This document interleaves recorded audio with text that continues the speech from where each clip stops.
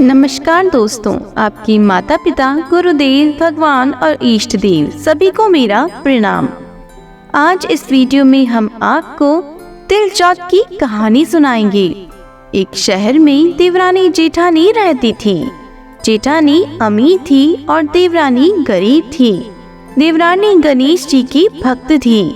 देवरानी का पति जंगल से लकड़ी काट कर बेचता था और अक्सर बीमार रहता था। देवरानी जेठानी के घर का सारा काम करती और बदले में जेठानी बचा हुआ खाना, पुराने कपड़े आदि उसको दे देती थी। इसी से देवरानी का परिवार चल रहा था। माघ महीने में देवरानी ने तिल चौथ का व्रत किया। 5 आने का तिल व गुड़ लाकर तिलकुट्टा बनाया। पूजा करके तिल चौथ की कहानी सुनी और तिलकुट्टा छीके में रख दिया और सोचा कि चांद उगने पर पहले तिलकुट्टा और उसके बाद ही कुछ खाऊंगी। कथा सुनकर वह जेठानी के यहाँ चली गई। खाना बनाकर जेठानी के बच्चों से खाना खाने को कहा तो बच्चे बोले, माँ ने व्रत किया है और माँ भूखी है। जब माँ खाना खाएगी हम भी तभी खाएंगे। जेठ जी को खाने को कहा तो जेठ जी बोली, मैं अकेला नहीं खाऊंगा। जब चांद निकलेगा तब सब खाएंगे, तभी मैं भी खाऊंगा। जेठानी ने उसे कहा, आज तो किसी ने भी अभी तक खाना नहीं खाया, तुम्हें कैसे दे दूं? तुम सुबह सवेरे ही बचा हुआ खाना ले जाना।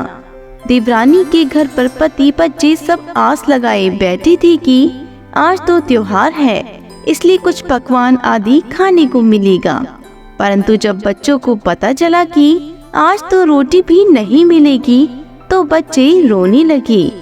उसके पति को भी बहुत गुस्सा आया और कहने लगा, सारा दिन काम करके भी 2 रोटी नहीं ला सकती तो काम क्यों करती हो? पति ने गुस्से में आकर पत्नी को कपड़े धोने के धोने से मारा। धोना हाथ से छूट गया तो पाटे से मारा। अब बेचारी गणेश जी को याद करती हुई रोते रोते पानी पीकर सो गई। उस दिन गणेश जी देवरानी के सपने में आए और कहने लगे, धूप ने मारी, पाटे मारी, सो रही है या जग रही है? वह बोली, कुछ सो रही हूँ, कुछ जाग रही हूँ। गणेश जी बोले, भूख लगी है, कुछ खाने को दे। देवरानी बोली, क्या दूं? मेरे घर में तो अन्न का एक भी दाना नहीं है। जेठानी बचा हुआ खाना देती थी, आज वह भी नहीं मिला। पूजा का बचा हुआ तिलकुट्टा छीके में पड़ा है, वही खा लो। तिलकुट्टा खाने के बाद गणेश जी बोले, धूप ने मारी, पाटे मारी, निमटाई लगी है, कहाँ निमटे? वह बोली, यह बड़ा घर, जहाँ इच्छा हो वहाँ निमट लो। फिर गणेश जी बच्चे की तरह बोली, अब कहाँ पहुँचूं? नींद में मग्न अब देवरानी को बहुत गुस्सा आया कि कब से तंग किए जा रही हैं। सो बोली, मेरे सर पर पहुँचो और कहाँ पहुँचोगी? सुबह जब देवरानी उठी तो ये देखकर हैरान रह गई कि पूरा घर हीरे मोती से जगमगा रहा है। सिर पर जहाँ विनायक जी पहुँचनी कर गए थे, वहाँ हीरे के टीके व बिंदी जगमगा रहे थे। उस दिन देवरानी जेठानी के यहाँ काम करने नहीं गई। बड़ी देर तक राह देखने के बाद जेठानी ने बच्चों को देवरानी को बुलाने भेजा।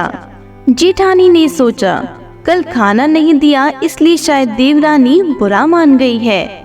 बच्चे बुलाने गए और बोले, चाची चलो, माँ ने बुलाया है, सारा काम पड़ा है। देवरानी ने जवाब दिया, अब उसकी जरूरत नहीं है, घर में सब भरपूर है, गणेश जी के आशीर्वाद से। बच्चों ने घर जाकर माँ को बताया कि चाची का तो पूरा घर हीरे मोतियों से जगमगा रहा है। जेठानी दौड़ती हुई देवरानी के पास आई और पूछा, यह सब कैसे हुआ? देवरानी ने उसके साथ जो भी हुआ सब कह डाला। घर लौटकर जेठानी अपने पति से कहने लगी, आप मुझे धूमने और पाटे से मारो। उसका पति बोला, भली मानस, मैंने कभी तुझ पर हाथ भी नहीं उठाया, मैं तुझे धूमने और पाटे से कैसे मार सकता हूँ? वह नहीं मानी और जिद करने लगी। मजबूरन पति को उसे मारना पड़ा। उसने ढेर सारा घी डालकर चूरमा बनाया और छीके में रखकर सो गई। रात को चौथ विनायक जी सपने में आए, कहने लगे, भूख लगी है, क्या खाऊं? जेठानी ने कहा, हे गणेश जी महाराज, मेरी देवरानी के यहाँ तो आपने सूखा तिलकुट्टा खाया था। मैंने तो झड़तीखी का चूरमा बनाकर आपके लिए छीके में रखा है। फल और मेवे भी रखे हैं, जो चाहे खा लीजिए। बाल स्वरूप गणेश जी बोले, अब निमटे कहाँ? जेठानी बोली, उसके यहाँ तो टूटी फूटी झोपड़ी थी, मेरे यहाँ तो कंचन के महल है, जहाँ चाहो निमटो। फिर गणेश जी ने पूछा, अब पहुँचू कहाँ? जेठानी बोली, मेरे ललाट पर बड़ी सी बिंदी लगाकर पहुँच लो। धन की भूखी जेठानी सुबह जल्दी उठ गई। सोचा घर हीरे जवाहरात से भर चुका होगा, पर देखा तो पूरे घर में गंदगी फैली हुई थी। तेज बदबू आ रही थी। उसके सिर पर भी बहुत सी गंदगी लगी हुई थी। उसने कहा, हे गणेश जी महाराज, ये आपने क्या किया? मुझसे रूठे और देवरानी पर टूटे। जेठानी ने घर की सफाई करने की बहुत ही कोशिश की, परंतु गंदगी और ज्यादा फैलती गई। जेठानी के पति को मालूम चला तो वह भी बहुत गुस्सा हुआ और बोला, तेरे पास इतना सब कुछ था, फिर भी तेरा मन नहीं भरा। परेशान होकर चौथ के गणेश जी से मदद की विनती करने लगी। गणेश जी ने कहा, देवरानी से जलन के कारण तूने जो किया था, ये उसी का फल है।